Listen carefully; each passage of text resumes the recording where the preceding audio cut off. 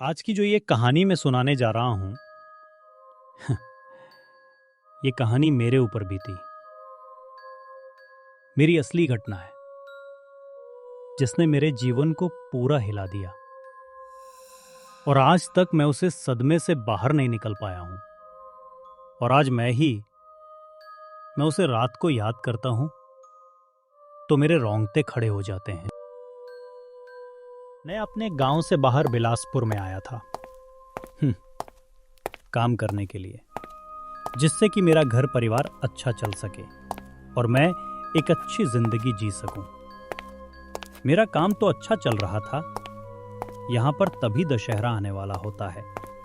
मेरी मां मुझे कहती है कि दशहरे पर जरूर आना, और मैं दशहरे पर अपने गांव जाने के लिए तैयार हो जाता हूं। मेरे जैसे ही अपने काम से छुट्टी मिलती है, मैं अपने गांव की तरफ निकल जाता हूं।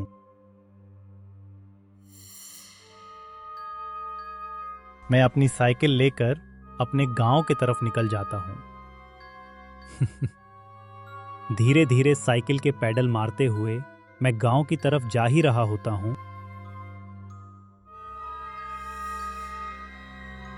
मैं 3 साल से अपने गांव दशहरा देखने नहीं जा पाया था, क्योंकि ये शहर वाले इतना काम जो करवाते हैं, कहीं मौका ही नहीं मिल पाता।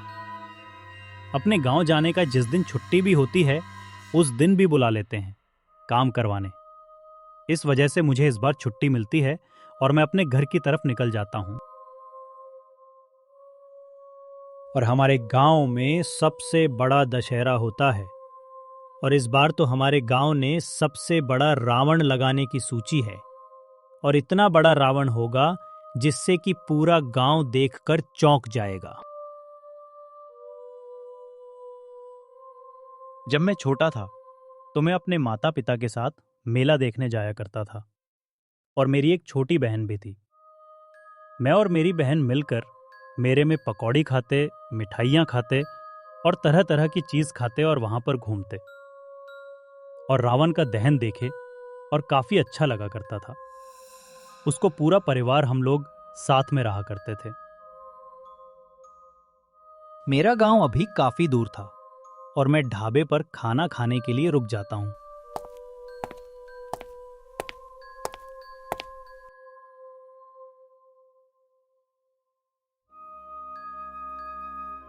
मेरे पास वहां का एक कर्मचारी आकर पूछता है, बताओ भाई, क्या खाओगे? हमारे यहाँ सब मिलता है खाने के लिए, और सबसे मशहूर ढाबा है यहाँ का। जो तुम बोलोगे वो यहाँ पर मिल जाएगा खाने के लिए। अरे भाई, मुझे कुछ ज्यादा नहीं खाना है। मेरे लिए एक शाकाहारी थाली लगा दो, जिससे मैं अपना पेट भर सकूं। वो मेरे लिए एक शाकाहारी थाली लगा देते हैं और मैं उसे खाने लगता हूं। और वो थाली खाने में काफी स्वादिष्ट थी और मुझे खाना खाने में काफी मजा भी आ रहा था। और वो थाली खाने के बाद मैं तुरंत ही अपने गांव की तरफ निकल जाता हूं, और कुछ समय बाद में अपने गांव के अंदर पहुंच जाता हूं। और गांव के अंदर पहुंचने के बाद मुझे काफी अच्छा लग रहा था, और मुझे अपने गांव की मिट्टी की खुशबू सुनकर काफी अच्छा महसूस हो रहा था। और कुछ समय बाद मैं अपने घर पहुंच जाता हूं। घर को देखकर मेरी खुशी इतनी हो गई थी, ये पूछो मत। और घर देखकर मुझे काफी अच्छा लग रहा था। मुझे इसलिए अच्छा लग रहा था क्योंकि मैं अब अपने परिवार वालों से मिलने वाला हूं, वो भी इतने सालों बाद। मैं घर के अंदर जाता हूं। घर को देखकर काफी खुशी होती है, क्योंकि घर वैसा ही था जैसा मैं छोड़कर गया था। वही कमरा, वही बिस्तर, वही खिड़की, वही दरवाजे। अरे, कोई है भी इस घर में? देखो कौन आया है। हाँ। मेरा ये शब्द बोलते ही मेरी बहन एक कमरे से निकलकर मेरे पास आती है। अरे भैया, कहाँ पर थे आप? इतने सालों से ना ही आपकी चिट्ठी आ पाई, ना ही आप आ पाए। आपको इतने सालों बीत गए, आपने तो हमें भूल ही दिया है।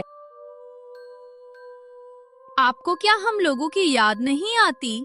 हम लोगों आपकी इतनी चिंता करते हैं कि भैया हमसे इतनी दूर रहते हैं। आप सिर्फ पैसे भेज दिया करते थे पापा के खाते में, पर आपने एक बार आने की तो सोची ही नहीं। कितने सालों बीत गए, मैंने आपको देखा भी नहीं। हाँ, मेरी बहन तो सही कह रही है। इस काम के चक्कर में और उसे पैसे के चक्कर में मैं इतना अंधा हो चुका था कि मैं तो अपने घर वालों को भूल ही चुका था। पर ऊपर से शहर में ये लोग इतना ज़्यादा काम करवाते हैं जिससे कि मुझे पूरे टाइम कम ही करना पड़ता है और छुट्टी वाले दिन भी काम करवाते हैं। शहर में तो और एक दिन की भी राहत नहीं देते हैं। वहां पर तो सिर्फ काम ही करते रहो पूरे समय। पर आप हमसे मिलने क्यों नहीं आए भैया? आपको तो इतने सालों बीत गए, मैंने तो देखा भी नहीं। तू तो जानती है ये सब बहन कि मैं कितना बिजी रहता हूँ शहर में, और ये शहर वाले कितना काम करवाते हैं। 3 साल हो गए मुझे गांव लौटे हुए।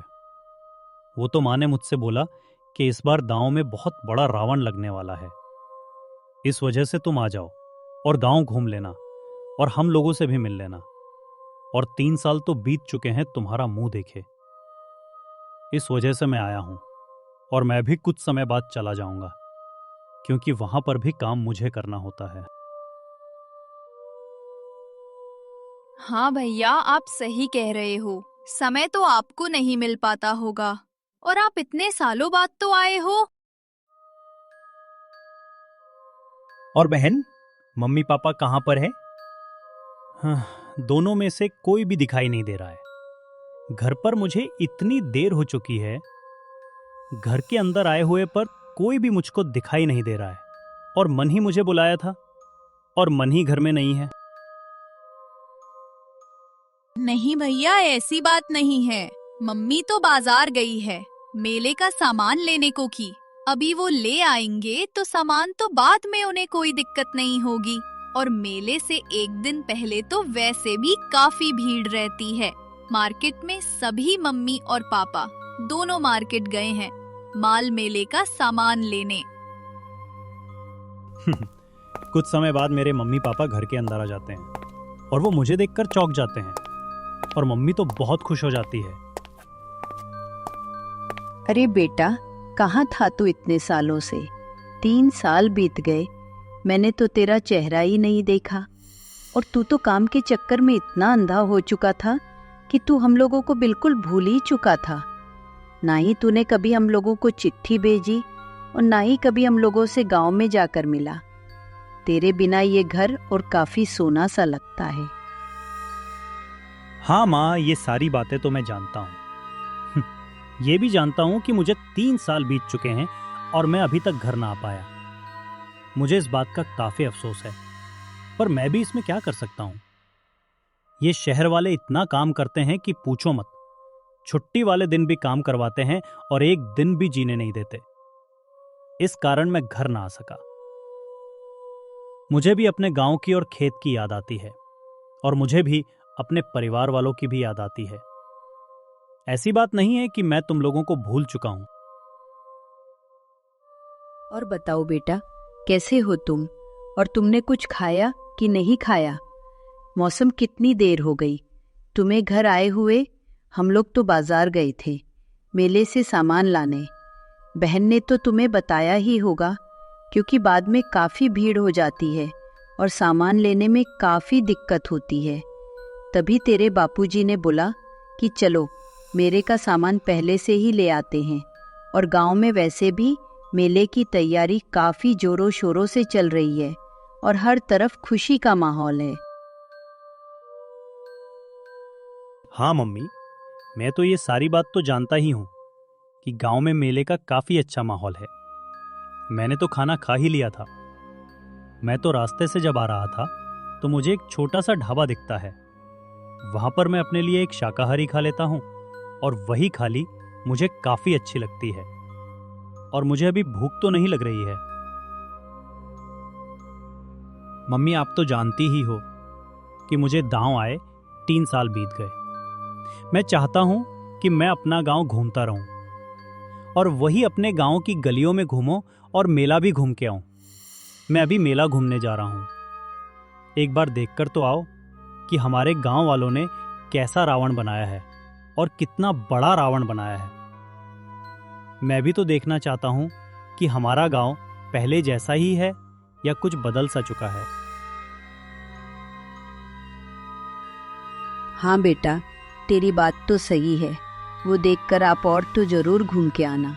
मिला तो काफी अच्छा लगा हुआ है। और पर रात होने वाली है, पर घर समय से पहले आ जाना। ज्यादा देर मत लगाना घर आने में, क्योंकि रात का समय है। कहीं कोई जानवर ना हो, इससे कि तुम्हें हानि पहुंचे। मैं नहीं चाहती कि रात में तुम्हारे पीछे कोई जानवर पड़ जाए। तभी उसके कुछ समय बाद में पैदल पैदल अपने गांव घूमने के लिए निकल जाता हूं और मुझे गांव घूमने में काफी मजा आ रहा था। कितने समय बाद मुझे ताजी हवा मिल रही थी और कितने समय बाद वही वातावरण मिल रहा था। देखने के लिए मेरी तो खुशी का कोई ठिकाना ही नहीं था।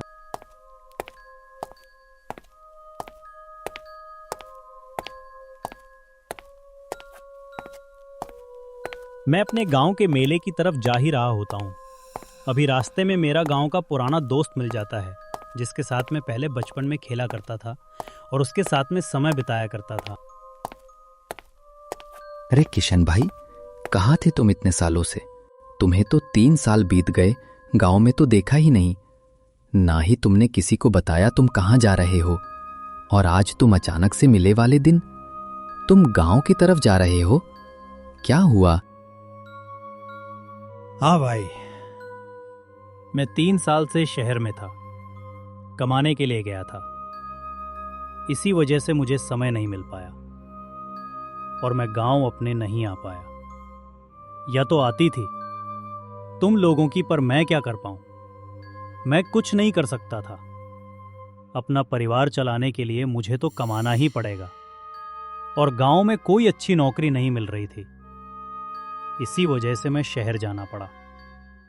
मुझे नहीं तो मैं अपना गांव में ही कुछ न कुछ काम धंधा देखा। और बताओ भाई, मम्मी पापा कैसे हैं? और छोटी बहन कैसी है? वो तो अब काफी बड़ी हो चुकी होगी। मैं तो तुम्हारे घर की तरफ जाता ही नहीं हूं। तुम तो यहां से चले गए थे। मेरा तो तुम्हारे घर जाने का मन ही नहीं करता था, क्योंकि मेरा दोस्त तो चला ही गया था ना शहर। अब मैं क्या करता है तुम्हारे घर। हाँ भाई, घर पर मम्मी पापा तो सही है और सब लोग ठीक हैं और छोटी बहन भी काफी अच्छी है। और भाई, मैं क्या कह रहा हूं कि हम लोग चलें क्या मेला घूमने? मैं तो मेला ही देखने जा रहा हूं। चलो चलते हैं, मेला घूमकर आते हैं और तुम्हारे साथ भी घूमने। इतने सालों बीत गए। हाँ भाई, चलो ठीक है, मैं तुम्हारे साथ मेला घूमने चला जाता हूँ। वैसे तो मम्मी ने मुझे कुछ सामान लाने के लिए बोला था घर का। चलो, वो तो थोड़ी देर में दे आऊंगा। पर मेरा दोस्त भी तो इतने सालों बाद मुझसे मिलने आया है, तो मैं उसका कहना जरूर मानूंगा। चलो भाई, चलते हैं मेले की तरफ घूमने, और वहां पर जाकर कुछ कहेंगे भी जरूर। ये बात कहते ही हम लोग मेले की तरफ निकल जाते हैं और अपने कदम धीरे धीरे मेले की तरफ बढ़ने लगते हैं। और कुछ समय बाद हम लोग मेले में पहुंच जाते हैं और मेले को देखकर काफी अच्छा लग रहा था। हाँ भाई, वाकई में इस साल का तो रावण काफी बड़ा है और काफी देखने में सुंदर भी लग रहा है। और इस बार तो इन लोगों ने मेले को काफी अच्छे तरीके सजाया है और आज से पहले तो मैं इतना बड़ा रावण देखा ही नहीं था। आज पहली बार रावण देखने के लिए मिला लगता है। काफी मेहनत लगी होगी इस रावण को बनाने में और गांव वालों का काफी योगदान रहा है इस बार के मेले में। हाँ किशन भाई, तुम सही कह रहे हो। इस बार गांव के लोगों ने काफी चंदा इकट्ठा किया था इस रावण को बनाने के लिए। और ये रावण तो काफी सुंदर है ही, और हमारे आस पड़ोस वालों गांव से भी तो काफी सुंदर है। ये रावण को देखने के लिए लोग काफी दूर दूर से आ रहे हैं। उन लोगों का अनुमान है कि इसकी हाइट 110 फीट है, पर मेरा मानना है कि ये शायद उसे ज्यादा भी हो सकता है। अब क्या पता, ये तो कारीगर को ही पता हो सकती है। मैं और मेरा दोस्त मेले में बहुत सारे व्यंजन कहते हैं और मैं अपनी बहन के लिए दही भल्ले पर करवाकर अपने घर की तरफ निकल जाता हूँ, क्योंकि अब काफी रात भी होने वाली थी। अरे भाई, आज तो मेला घूम के मजा ही आ गया। और आज 3 साल बाद जाकर मैंने मेला देखा और इतना मजा आ रहा था कि पूछो मत। वही चक्कर और वही मिला और वही गांव के लोगों को देखकर काफी खुशी हो रही थी। और खास कर दो तुम्हारे साथ मेले में घूमने में काफी मजा आया। और वो जो हम लोगों ने पकौड़ियाँ खाई थी वो कितनी अच्छी लग रही थी। उसे काका की दुकान की तो कर रहा था कि पूरी दुकान के पकौड़े का जाऊं। हाँ किशन भाई, तुम्हारी बात तो सही है। वो ना काका की पकौड़ी तो काफ़ी अच्छी लग रही थी। मैंने तो कम से कम 5 प्लेट से ऊपर ही, मेरा भी मन कर रहा था कि उनका पूरा का बड़ ठेला खा जाऊं, क्योंकि उनकी पकौड़ियाँ थी इतनी अच्छी। हाँ, वो तो गांव के छक्का चांद पर रहती ही अच्छी है। तो मैं 3 साल बाद जाकर दशहरा देखा है ना, तभी तो मैं आज इतना अच्छा लग रहा है। वैसे आज तो मुझे रावण काफ़ी अच्छा लगा अपने गांव का। हम लोग अपने घर जा ही रहे होते हैं, तभी अचानक से काफी तेज बारिश शुरू होने लगती है। और पता नहीं, आज तो बारिश का मौसम में नहीं था, फिर भी उस दिन बारिश होने लगती है। हे भगवान, अचानक से बारिश कैसे करके शुरू हो गई? इस बारिश का शुरू होने का कोई मतलब ही नहीं बनता। इतनी तेज बारिश हो रही है कि पूछो मत। कैसे? बारिश में तो जाएंगे, पूरे कपड़े खराब हो जाएंगे हम लोगों के। मेरा मानना है कि हम लोग थोड़े समय के लिए हाई पर रुकते हैं। अगर कुछ होगा तो बारिश रुक जाएगी, तो हम लोग अपने अपने घर की तरफ निकल जाएंगे। पता नहीं कितनी देर में बारिश रुकेगी। और ये ऊपर से जंगल का रास्ता है, मुझे तो काफ़ी ढंग सा लग रहा है। हाँ किशन भाई, तुम सही कह रहे हो। ये पता नहीं बारिश कहाँ से शुरू हो गई, और ये रास्ता भी जंगल वाला है। पता चले कौन सा जानवर हम लोगों के ऊपर हमला कर दे और हम लोग को घायल कर दे। अभी हमारे सामने एक अचानक से विशाल का एक पिशाच आकर खड़ा हो जाता है, जो कि हमसे कहता है कि तुम लोगों की हिम्मत कैसे हुई घर के सामने खड़े होने की? तुम कौन हो? तुम जो मेरे घर के सामने खड़े हो रहे हो, तुम्हें याद नहीं है कि मैंने कितने लोगों को मारा है? और तुम भी उनमें से एक बनना चाहते हो क्या? आज तो तुम बच्चे नहीं जा पाओगे। मुझे देखता हूँ कि तुम्हें आज कौन बचाने आता है यहाँ पर। अरे भाई, हमने क्या तुम्हारा बिगड़ा है? क्यों हमारे पीछे तुम पड़े हुए हो? और तुम कौन हो? और तुम इस घर के भूत हो? मैं तो सिर्फ सुना ही था कि यहाँ पर भूत रहता है, पर आज मैं असलियत में देख पा रहा हूँ। हाँ, मैं ही इधर का पिशाच हूँ। मैं ही इतने सालों से इस गांव पर राज करता आया हूँ। मेरे बिना कोई इस एरिया में पता तक नहीं दिला सकता। और तुम कौन हो? उसकी ये बात सुनते ही हम लोग तुरंत भागना शुरू कर देते हैं और लगातार भागते रहते हैं और कहीं पर नहीं रुकते और सीधे जाकर अपने घर पर रखते हैं। मुझे आप सबको समझ में आ गया था कि वो भूत कौन था। वो भूत जी घर के हम लोग सामने खड़े थे, वही उसे घर का वो भूत था। जब मैं घर आता हूँ, मेरी माँ बताती है कि उसने एक जिम्मेदार रहता था जिसने अपने नौकर को ज़बरदस्ती मार दिया और उसकी कोई गलती भी नहीं थी। उसकी बस छोटी सी गलती थी कि उसे एक दिन चाय नहीं देता। इस वजह से उसे राजा ने उसको मार दिया। इस वजह से वो उसकी आत्मा आज भी वहाँ पर भटकती है और जो भी उसे घर के सामने बरसात के समय खड़ा होता है उसे मार देती है।